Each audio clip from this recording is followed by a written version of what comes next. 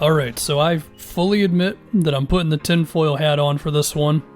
But you know what? It's March. We got a month until the playoffs. So we're going to go off the rails a little bit. I'm predicting that the Knicks are going to at least attempt to make some sort of a move this offseason.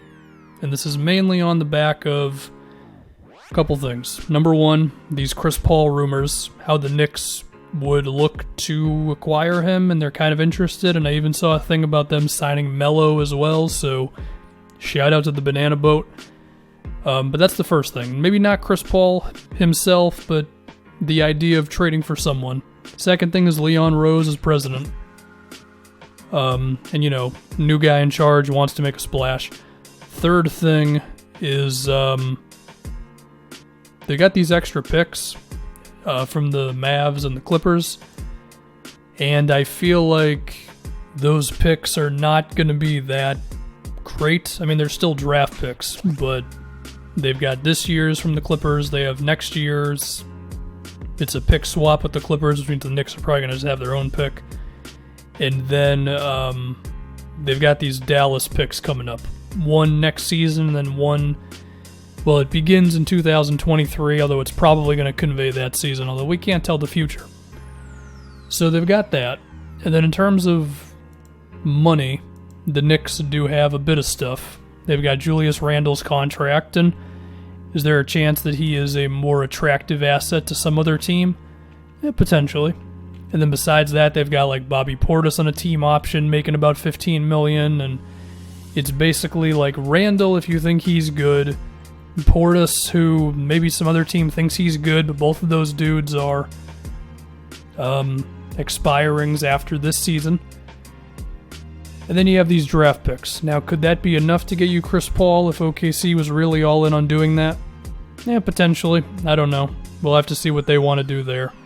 If CP was really available, then there's a chance somebody else can make a better offer, but I don't know. His age is interesting. I think there's still a fear about his injury stuff, but I mean, the logic behind that and those Chris Paul rumors for the Knicks, which are there if you look for them a little bit, are that he can just kind of jumpstart this whole thing in the right direction. The reason not to do it is, of course, because of his age, but that could be a thing. I think also getting Julius Randle out of there would be great because you need shooting around Mitchell Robinson and RJ Barrett, so there's that. And CP would certainly take the ball out of Barrett's hands a bit and whatever the hell else. Although RJ is not really a spot-up guy, but I don't think he's good enough to have the ball all the time anyway, so that's the reason for that. But let's say, for whatever reason, the Knicks can't get Chris Paul. I still feel like they would want to make some sort of a move. Now, of course, they're going to have their draft pick, which I don't think they're going to trade. And they are still going to have an opportunity to do something in free agency if they just, if they decline Taj Gibson's team option, Wayne Ellington's team option. Elfrid Payton has a non-guaranteed, although I kind of feel like he might be vital for them just because he's the only decent point guard on the roster. Maybe decent is a little too nice, but point being, they can do something in free agency for any sort of position that they may need, which is kind of all of them, although they wouldn't really need to sign a center. I think they should just get enough shooting as possible, really. But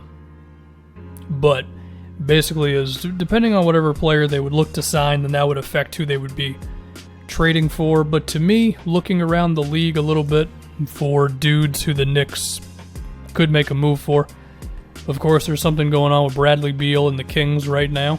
I think that's interesting. He would definitely be a great fit with the Knicks, and between the draft picks they have and the expiring salary, maybe that would be enough for the Kings to be okay with it. The one thing is, any team that's trading with the Knicks, like, you're not going to get RJ Barrett, you're not going to get Mitchell Robinson, and maybe some team really likes Alonzo Trier or something, but I don't know, that'd be kind of the extent of it as a player coming back to another team, but still, the Clippers and the Mavs picks do hold some weight, if you ask me. So anyway, there's Buddy Hield. I guess the high end would be Bradley Beal, if that ends up happening for the Wizards.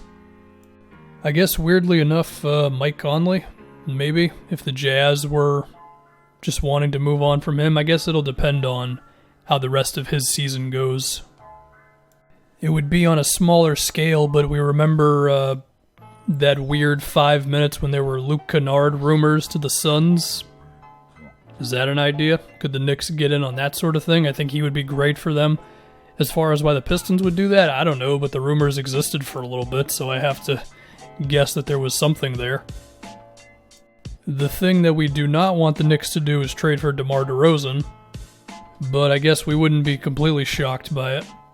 I think Jrue Holiday continues to be interesting. I mean, I don't really know if he's available, but perhaps the Pelicans would just be all in on Zion, Lonzo, and Ingram and all them, and they think they could just get something better for Jrue. I don't know. I would be okay with them keeping him, but perhaps if they just wanted to get something for him, I think he could help out the Knicks, certainly. The only thing there would be, are you going to trade for Julius Randle if you're the Pelicans when you already got the better version of Julius Randle? To continue wearing my tinfoil hat, I feel like the Bulls are going to do something weird this offseason. Like, kind of drastic, you know? Does that mean I think they could move off of, like, Lowry Markkanen? Honestly, maybe, if you gave them a good enough offer. Because, I mean, it's the Gar-Pax movement, and those dudes are weird. And for whatever reason, they're all in on Jim Boylan. So, that would be a home run for the Knicks. Maybe not Markkanen, but maybe even, like, Otto Porter, you know? Who, granted, he's had some injury stuff this season, but when he's healthy, you'd think he can be pretty solid. He certainly would give you the shooting.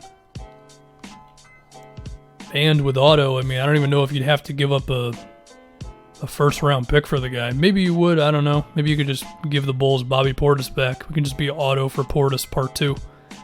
I don't know. I guess if we're operating around the Otto Porter level of players, would the Knicks go all in for someone like Terry Rozier? I mean, are the Hornets committed to Rozier? Is he off the table for them? I have to imagine he wouldn't be. And he'd certainly be a shooting upgrade for the Knicks at point guard. But again, the draft and free agency and other things are going to matter for all these things. But basically, I think the Knicks are going to make some sort of a move this offseason. And I think the Chris Paul rumors, whether it ends up being him or not, just kind of got my head spinning a little bit. So that's it.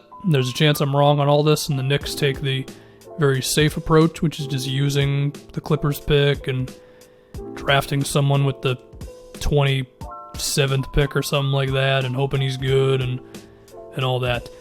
They should hire Kenny Atkinson, I'll tell you that much. Assuming he'd want to get back into coaching, then I think they should be looking to get him kind of right now. Like, don't even bother with the offseason. Call him up this moment and just see how he's feeling. So, yeah. There's my Knicks blurb.